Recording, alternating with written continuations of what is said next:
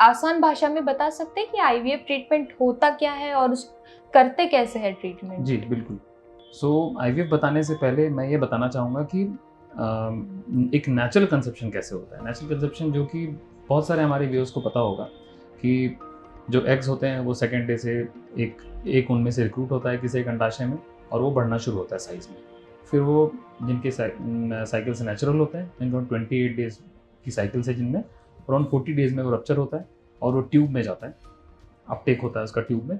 फिर उसी टाइम पे आसपास स्पर्म्स भी होते हैं जो संबंध के बाद वहाँ पे उस जननांग में होते हैं। फिर वो ट्रैवल करते हुए यूट्रस के थ्रू, गर्भाशय के थ्रू वो ट्यूब में आते हैं और प्रेगनेंसी वहीं पे होती है, भ्रूण उधर ही बनता है।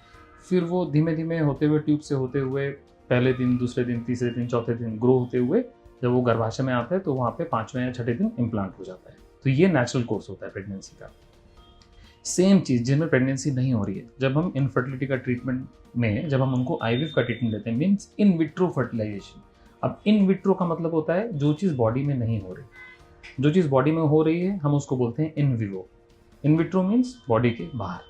सो हम बॉडी के बाहर कहाँ, एम्ब्रियोलॉजी लैब में करते हैं।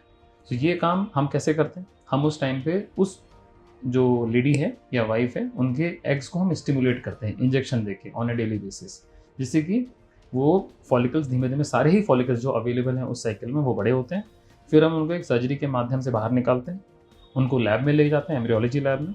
उसी दिन हम हस्बैंड के सीमेन लेते हैं, सीमेन वॉश करके जो स्पर्म्स होते हैं उनको और अंडे के मिलन से फिर हम एम्ब्रियोलॉजी लैब में ही उनके एम्ब्रियोज तैयार करते हैं। उनको हम फ्रेश ट्रांसफ़र, मतलब उसी साइकिल में ट्रांसफ़र करके भी प्रेगनेंसी दे सकते हैं। बाकी पेशेंट्स में हम उन एम्ब्रियोज को फ्रीज करते हैं, उनकी क्वालिटी को नोट करते हैं और अगले महीने में भी हम उनको उस एम्ब्रियोज को ट्रांसफ़र किया जा सकता है। सो बेसिकली मोटा मोटा ये आईवीएफ का ट्रीटमेंट होता है।